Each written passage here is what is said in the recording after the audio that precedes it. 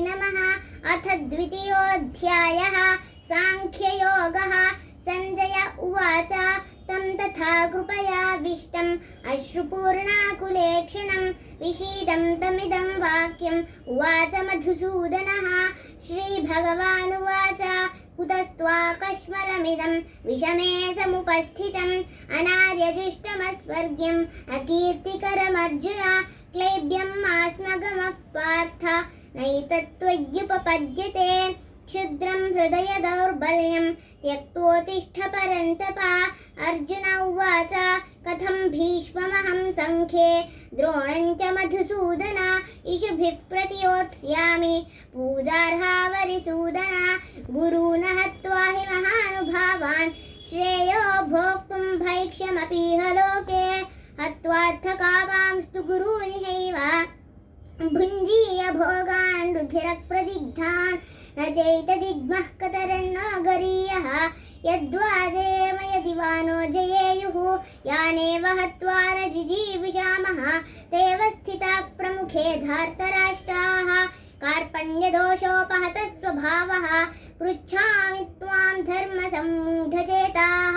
यच्छ्रेयस्यानिश्चितं ब्रूहि तन्मे शिष्यस्तेऽहं शाधि मां त्वां प्रपन्नं न हि प्रपश्यामि ममापनुद्यात यच्छोकमुच्छोषणमिन्द्रियाणाम् अवाप्य भूमावसपत्नमृद्धं राज्यं सुराणामपि चाधिपत्यं। संजय उवाच एवमुक्त्वार्जुनः संख्ये गुडाकेशः परन्तपः न योत्स्य इति गोविन्दम् उक्त्वा तुष्टिं बभूवः। तमुवाच हृषीकेशः प्रहसन्निव भारत सेनयोरुभयोर्मध्ये विषीदं तमिदं वचः। श्रीभगवानुवाच अशोच्यानन्वशोचस्त्वं प्रज्ञावादांश्च भाषसे गतासून गतासूंश्च नानुशोचन्ति पण्डिताः न त्वेवाहं जातुनासं न त्वं नेमे जनाधिपाः न चैव न भविष्यामः सर्वे वयमतः परं देहिनोऽस्मिन् यथा देहे कौमारं यौवनं जरा तथा देहान्तरप्राप्तिः धीरस्तत्र न मुह्यति मात्रा स्पर्शास्तु कौन्तेय शीतोष्णसुखदुःखदाः आगमापाहिनो नित्याः तां स्थितिक्षस्व भारत यं हि न व्यथयन्त्येते पुरुषं पुरुषर्षभ समदुःखसुखं धीरं सोऽमृतत्वाय कल्पते नासतो विद्यते भावः नाभावो विद्यते सतः उभयोरपि दृष्टोऽन्तः त्वनयोस्तत्त्वदर्शिभिः अविनाशि तु तद्विद्धि येन सर्वमिदं ततं विनाशमव्ययस्यास्य न कश्चित् कर्तुमर्हति अन्तवन्त इमे देहाः नित्यस्योक्ताः शरीरिणः अनाशिनो प्रमेयस्य तस्माद्युध्यस्व भारत या एनं वेत्ति हन्तारं यश्चैनं मन्यते हतम् उभौ तौ न विजानीतः नायं हन्ति न हन्यते न जायते म्रियते वा कदाचित् नायं भूत्वा भविता वा न भूयः अजो नित्यः शाश्वतोऽयं पुराणः न हन्यते हन्यमाने शरीरे वेदा विनाशिनं नित्यं य एनमजमव्ययं कथं स पुरुषः पार्थ कं घातयति हन्तिकं वासांसि जीर्णानि यथा विहाय नवानि गृह्णाति नरोपराणि तथा शरीराणि विहाय जीर्णानि अन्यानि संयाति नवानि देहि नैनं छिन्दन्ति शस्त्राणि नैनं दहति पावकः न चैनं क्लेदयन्त्यापः न शोषयति मारुतः अच्छेद्योऽयमदाह्योऽयम् अक्लेद्यो शोष्य एव च नित्यः सर्वगतस्थाणुः अचलोऽयं सनातनः अव्यक्तोऽयमचिन्त्योऽयम् अविकार्योऽयमुच्यते तस्मादेवं विदित्वैनं नानुशोचितुमर्हसि अथ चैनं नित्यजातं नित्यं वा मन्यसे मृतं तथापि त्वं महाबाहो नैवं शोचितुमर्हसि जातस्य हि ध्रुवो मृत्युः ध्रुवं जन्म मृतस्य च तस्मादपरिहार्येऽर्थे न त्वं शोचितुमर्हसि अव्यक्तादीनि भूतानि व्यक्तमध्यानि भारत अव्यक्तानि धनान्येव तत्र का परिदेवना आश्चर्यवत् पश्यति कश्चिदेनम् आश्चर्यवद्वदति तथैव चान्यः आश्चर्यवच्चैनमन्यः शृणोति श्रुत्वाप्येनं वेद न चैव कश्चित् देही नित्यमवध्योऽयं देहे सर्वस्य भारत तस्मात् सर्वाणि भूतानि न त्वं शोचितुमर्हसि स्वधर्ममपि चावेक्ष्य न विकम्पितुमर्हसि धर्म्याधियुद्धात् श्रेयोन्यत् क्षत्रियस्य न विद्यते यदृच्छया चोपपन्नं स्वर्गद्वारमपावृतं सुखिनः क्षत्रियाः पार्थ लभन्ते युद्धमीदृशम् अथ चेत्त्वं धर्म्यं संग्रामं न करिष्यसि ततस्त्वधर्मं कीर्तिं च हित्वा पापमवाप्स्यसि अकीर्तिं चापि भूतानि कथयिष्यन्ति ते व्ययां सम्भावितस्य च कीर्तिः मरणादतिरिच्यते भयाद्रणादुपरतं मंस्यन्ते त्वां महारथाः येषां च त्वं बहुमतः भूत्वा यास्यसि राघवम् अवाच्यवादांश्च बहुर्वदिष्यन्ति तवाहिताः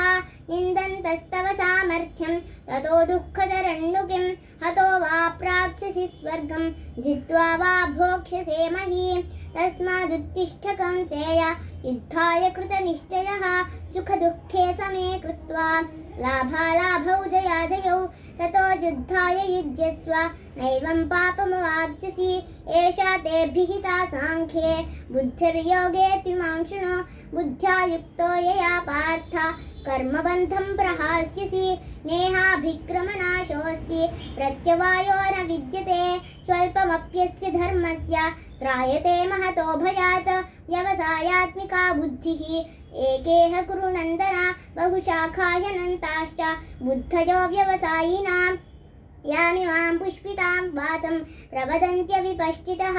वेदवादरताः पार्थ नान्यदस्तीति वादिनः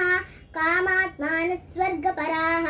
जन्मकर्मफलप्रदां क्रियाविशेषबहुलां भोगैश्वर्यगतिं प्रति भोगैश्वर्यप्रसक्तानां तयापहृतचेतसां व्यवसायात्मिका बुद्धिः समाधौ न विधीयते त्रैगुण्यविषया वेदाः निस्त्रैगुण्यो भवार्जुन निर्द्वन्द्वो नित्यसत्त्वस्थः निर्योगक्षेम आत्मवान् यावानर्थ उदपाने सर्वतः संप्लुतोदके तावान् सर्वेषु वेदेषु ब्राह्मणस्य विजानतः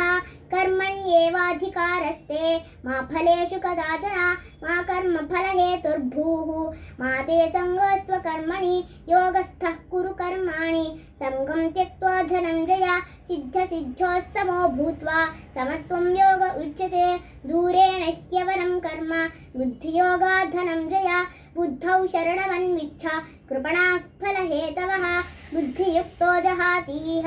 उभे सुकृतदुष्कृते तस्माद् योगाय युज्यस्व योगः कर्मसु कौशलं कर्मजं बुद्धियुक्ता हि फलं त्यक्त्वा मनीषिणः जन्मबन्धविनिर्मुक्ताः पदं गच्छन्त्यनामयं यदा ते मोहकलिलं बुद्धिर्व्यतितरिष्यति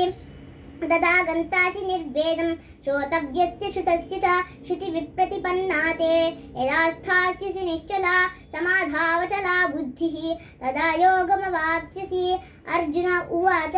स्थितप्रज्ञस्य का भाषा समाधिस्तस्य केशव स्थितधीः किं प्रभाषेत किमासीत व्रजेत किं श्रीभगवानुवाच प्रजहाति यदा कामान् सर्वान् पार्थमनोगतान् आत्मन्येवात्मना तुष्टः स्थितप्रज्ञस्तदोच्यते दुःखेष्वनुदिग्नमनाः सुखेषु विगतस्पृहः वीतरागभयक्रोधः स्थितधीर्मुनिरुच्यते यः सर्वत्रानभिस्नेहः तत्तत्प्राप्य शुभाशुभं नाभिनन्दति न द्वेष्टि तस्य प्रज्ञा प्रतिष्ठिता यदा संहरते चायं कूर्मोऽङ्गानीव सर्वशः इन्द्रियाणीन्द्रियार्थेभ्यः तस्य प्रज्ञा प्रतिष्ठिता विषया विनिवर्तन्ते निराहारस्य देहिनः रसवर्ज्यं रसोऽप्यस्य परं दृष्ट्वा निवर्तते एततो ह्यपि कौन्तेय पुरुषस्य विपश्चितः इन्द्रियाणि प्रमाथीनि हरन्त्यप्रसभं मनः तानि सर्वाणि संयम्य युक्त आसीत मत्परः वशे हि यस्येन्द्रियाणि तस्य प्रज्ञा प्रतिष्ठिता ध्यायतो विषयान् पुंसः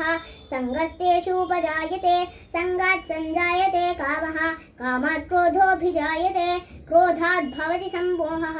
सम्मोहात् स्मृतिविभ्रमः श्रुतिभ्रंशात् बुद्धिनाशः बुद्धिनाशात् प्रणश्यति रागद्वेषवियुक्तैस्तु विषयाणीन्द्रियैश्चरन् आत्मवश्चैर्विधेयात्मा प्रसादमधिगच्छति प्रसादे सर्वदुःखानां हानिरस्योपजायते प्रसन्नचेतसो ह्याशु बुद्धिः पर्यवतिष्ठते नास्ति बुद्धिरयुक्तस्य न चायुक्तस्य भावना न चाभावयतः शान्तिः अशान्तस्य कुतः सुखम् इन्द्रियाणां हि चरतां यन्मनोनुविधीयते ततस्य हरति प्रज्ञां वायुर्नावमिवाम्भसि तस्माद्यस्य महाबाहो निगृहीतानि सर्वशः इन्द्रियाणीन्द्रियार्थेभ्यः तस्य प्रज्ञा प्रतिष्ठिता या निशा सर्वभूतानां तस्यां जागर्ति संयमी यस्यां जागृति भूतानि सा निशा पश्यतो मुनेः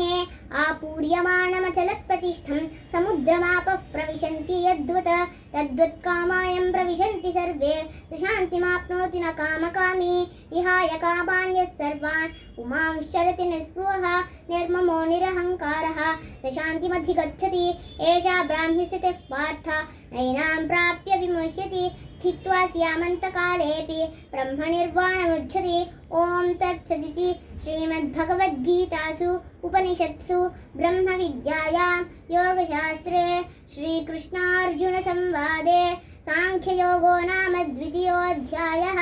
सर्वधर्मान् परित्यज्य मामेकं शरणं व्रज अहं त्वा सर्वपापेभ्यः मोक्षयिष्यामि मा शुचः।